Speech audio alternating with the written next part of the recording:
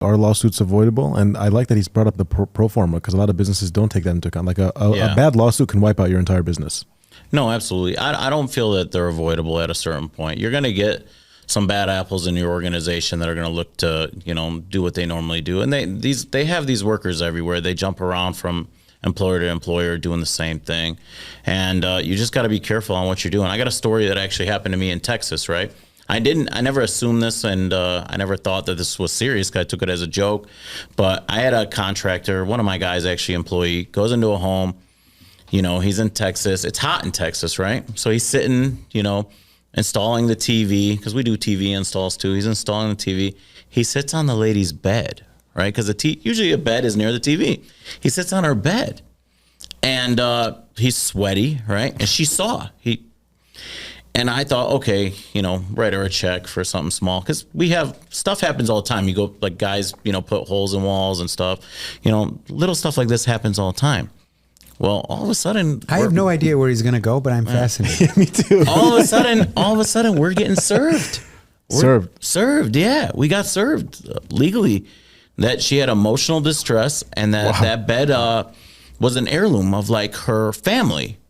So I thought, man, maybe like 1,000, 2,000. And then I was looking at Tempur-Pedic beds, 10,000, 20,000. We started with a $50,000 demand letter we got in the mail. Wow. And then I didn't take it serious in the beginning. I'm like, we're not paying for $50,000 for this bed. There's no way. Right. I wrote a check for $140,000. You couldn't get out of it? It would have cost them. They had family lawyers too, and legal, actually, from my attorney, where we were starting to, build up. It would have, we were already $70,000 in legal fees over a bed, and we were really going to court over this thing. And my attorney said, you should just write the check. And that's a lot of times people don't understand as being CEO of a company. Sometimes it's good to just write the check and get the hell out of it, take the sour taste in your mouth, and move on. Because it stinks, but you're going to have to eat it sometime.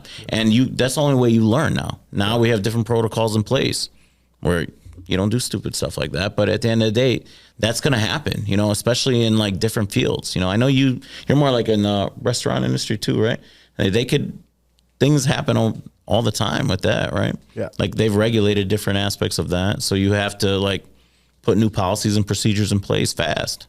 The reason I love the audience listening to this is because you have the luxury of being able to pay that lawsuit off. You have the cash, you have the money. It took a certain point of time, yeah. Yeah. But yeah, it hurts though. Yeah. It's still like, man, I could have bought a new Ferrari or something. Instead I'm writing, a big check for a bed that I didn't assume had any value, but you don't know what's value to people, right?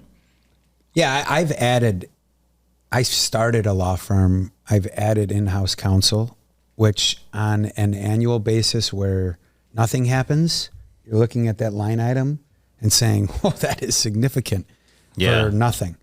But it's stories like that where I fight. If something took place, there's insurance, there's process, there's policy, like there's whole regulatory schemes. It's beyond us. You can't even get that worked up about it. But in situations where they're really trying to get into your pocket, we in-house, and I've got some.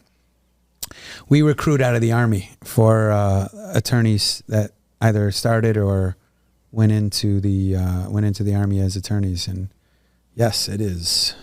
Yeah.